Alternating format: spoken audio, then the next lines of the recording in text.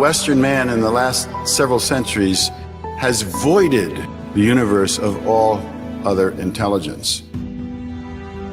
This voiding of the universe has left human beings with this deep state of grief, that something's missing, something is wrong, something is left out that is of fundamental importance. I think what this is all about is a kind of re-ensoulment of the disensouled cosmos.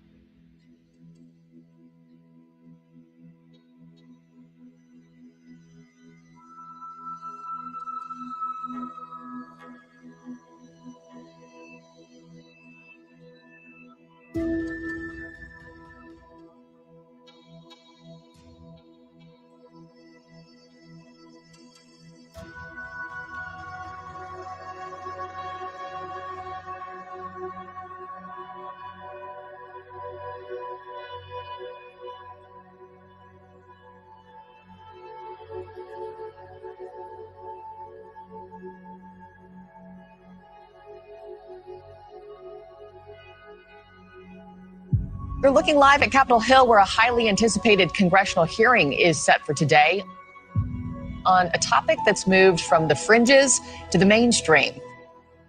Unidentified aerial phenomena, or UAPs, better known to most of us as UFOs. The interest in this topic, again, is enormous. This is the line from just members of the general public to get into this hearing. You've got government officials, military experts, and even some whistleblowers who are expected to testify.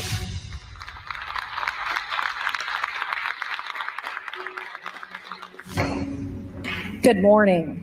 This joint hearing of the Subcommittee on Cybersecurity, Information Technology, and Government Innovation and the Subcommittee on National Security, the Border, and Foreign Affairs will come to order.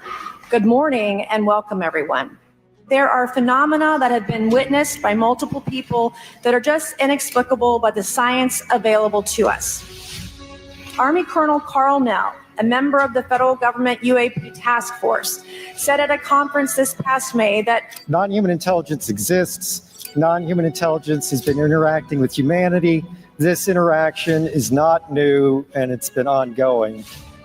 And there are unelected people in the government that are aware of that. How confident are you that that is true? There's zero doubt. I've always sought the truth in human knowledge and thought.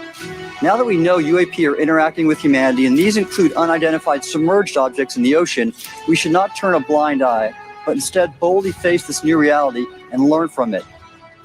UAP are real. Advanced technologies not made by our government or any other government are monitoring sensitive military installations around the globe. Together, we can usher in a new era of accountable government and scientific discovery. I believe that we as Americans can handle the truth, and I also believe the world deserves the truth. Unfortunately, there is a growing body of evidence that the U.S. government is not being transparent about what it knows about unidentified anomalous phenomena. The truth is out there. We just need to be bold enough and brave enough to face it.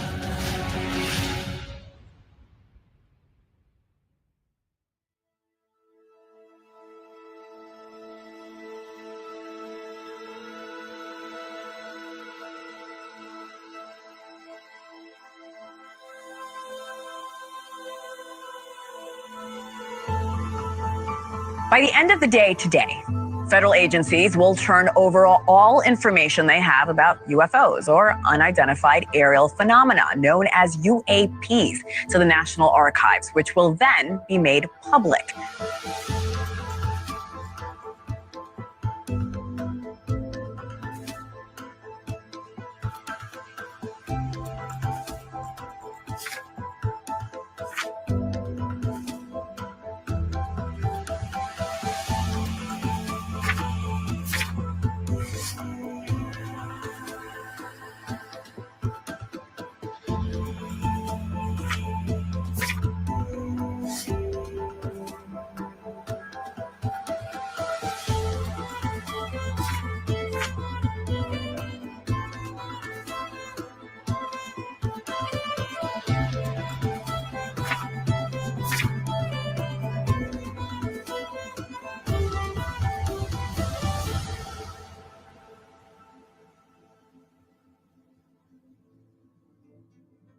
It's really a controlled disclosure process. That's the key to understand about this. What happened on the 13th of November of 2024 is one more step in the controlled disclosure. One can look at this in two different ways, both of which have a certain degree of legitimacy. The first one is, oh, somebody's trying to hold up disclosure. Somebody's trying to keep us from all finding out about what's really true. On the other hand, people can view it as a responsible, controlled process of getting the information out in a way that will give us time to prepare our institutions, our economic and political, geopolitical, religious institutions, etc. The people who are asserting that that's why they want to slow the process down and keep it under control, these are the very people that have been flat out denying that it's even true for 80 years. There's nothing to hide. There's nothing to hide at all. We have no evidence to indicate extraterrestrial life has visited the planet. So the question is, should you believe them? Should you believe that this is a good faith effort just to get it under control so that it can be done effectively? That's the question that's posed to the American people right now. Drop by drop, we are letting the cat out of the bag. And I think that sets up what I think is now the real drama. And that is who's going to control this narrative. What's happening now is there's an effort on the part of the national security state bureaucracy to maintain control over this under the guise of really espousing disclosure. But the Congress of the United States is being excluded. Let's be really clear. The people in Congress have known that they've been being excluded from this for decades. The national security state is waging war against members of Congress, Senate and House, and they know it. This is not what our constitutional structure is set up to function like. The Congress should be the locus of ultimate information and governance inside our constitutional system. Up to this point, it's the governments that have controlled everything. And now we have to get that out into the larger public ecosystem. What we're trying to do as citizens now, because of the constitutional structures that we live in, to get Congress to take charge of this. The Congress are the ones that are supposed to be passing the laws. Congress is supposed to be the one that's making policy for the country. The job of the executive branch is to carry into effect the policies of Congress, not vice versa. What you really see in these hearings is Congress responding to the authorization being generated by the national security state infrastructure that it's okay for them to talk about stuff and to begin to let the public know about it. I signed documentation 3 years ago that restricts my ability to discuss specifically crash retrievals. I submitted for my book through the DOPSR process, which took a year for it to be reviewed. And what is in the book is what I was told I'm allowed to talk about. You said you signed a document. Love that. Who gave that to you? The U.S. government, sir. Okay, you have a copy of it? It is stored in a SCIF right now. I do not have possession of it. The U.S. government does. What department of the U.S. government gave you this document? I will say the Department of Defense. Unfortunately, I can't say in this forum much more than that. You specifically said the document said you can't talk about crash retrieval. Well, you can't talk about Fight Club if there's no Fight Club. The first rule of Fight Club is you do not talk about Fight Club. Correct. Are there UAP programs operating without proper congressional oversight?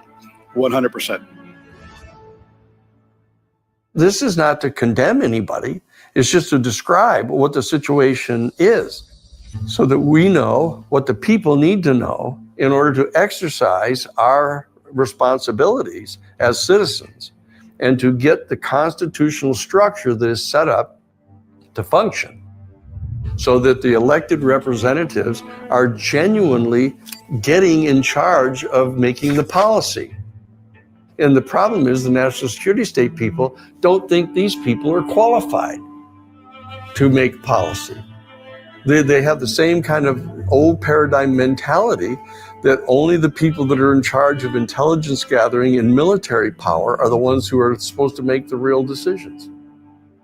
You know, if we have these programs and these secrets that are hidden within, you know, departments and agencies of the executive branch, it's hidden from Congress, it's hidden from the American public, then we're not really living in the democracy that we were led to believe in that we live in, because that means that there are, you know, deeply entrenched politicians, bureaucrats, career government officials that think that they know better than everybody else about the secrets that they're holding on to, and that they can't trust the American public and the elected representatives of our country to handle these truths. It's really much more of a Machiavellian worldview that they have, that they are right to have this information, but nobody else is entitled to it. What we're talking about here is basically a 4 to 7 year period, perhaps, during which we're going to have to come to grips with this, okay, in a truly effective way.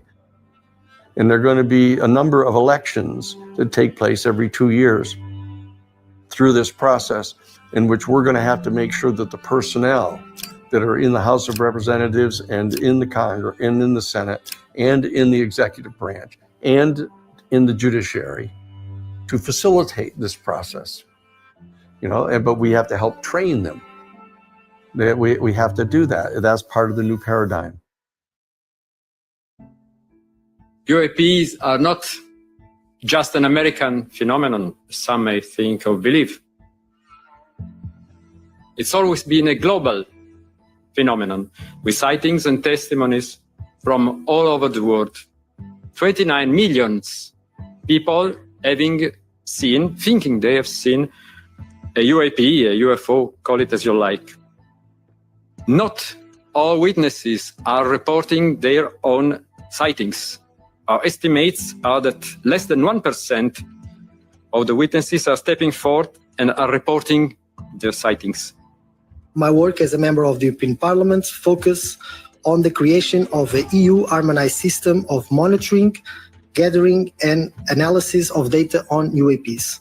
The EU, institutionally composed of 27 member states, does not have such system, and thus thousands of citizens and experienced professionals don't know or feel safe to report events they can't explain. But the fact of the matter is the UFOs are like everywhere. People are taking videos and photographs of the UFOs all across the world. That thing's moving freaking fast. What? Somebody call the cops. Oh my god. Oh my god. God, you are hard to get, you. Amazing. I don't know the police. Holy moly, the hell? So creepy. Guys, look! Oh my god. What the fuck? Yeah, that is bizarre, dude. They're over cities. They've been videoed hovering over people's neighborhoods. They're just gliding over the top of entire cities in the country, and 100 people videoing them. Right here. Look, there's another one. Way too fast, bro. No planes, no flashing lights on it. Fucking UFOs. It's got to be. They're either drones or aliens. What the fuck is that? I have no idea, bro. Okay, I'm confused. This is not a goddamn airplane. These are not planes right here, dog. It's not a helicopter, man. Oh my god. Give me a plausible scientific explanation. Tell me what that is. Planet Earth is being visited in our generation by non-human intelligences that represent civilizational advancements that are unknown to our current modern human reality. This is what is shaking the foundations of our culture, because it marks the first time in the entire history of the species where we're being confronted with an advanced intelligence that so far supersedes our own that we're going to be compelled, in my view, with an opportunity to transition from this conceited, arrogant, hubristic notion of human supremacy into a sacred reciprocity, not only with the other sentient life on our terrestrial plane, but with cosmic life far beyond our particular planetary system. And for humanity to make this transition from this notion of supremacy is really the second Copernican revolution. The first one shifted the focus from our planet being the center to the reality that the sun is the center of our solar system, and the sun is a minor part of the larger Milky Way, to say nothing about the other trillion galaxies that are out there. But even during that first Copernican revolution, we harbored the illusion that while that may be true, we were still number one. And that is now being exploded.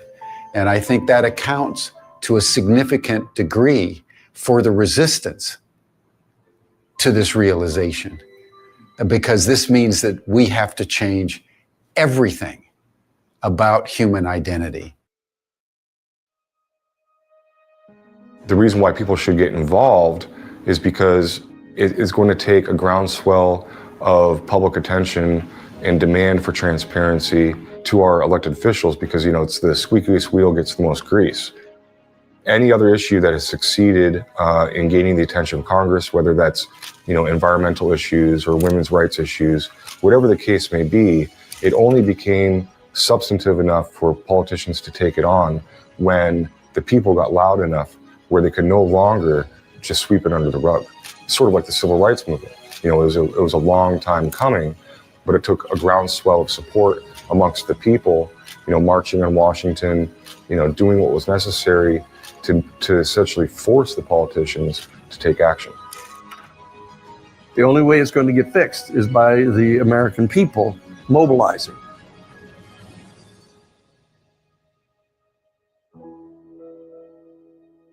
We can participate in this process of disclosure, which we ourselves at the New Paradigm Institute understand needs to be undertaken in a careful and responsible manner. We are a citizens organization, a genuine citizens organization. We're going to organize Citizens for Disclosure. We're going to put pressure on every single Congress member of the House of Representatives, every single senator, to get them to exercise their constitutional duty. What distinguishes the New Paradigm Institute is its commitment to animating the public, informing the public, mobilizing the public. And that's what the New Paradigm Institute is all about.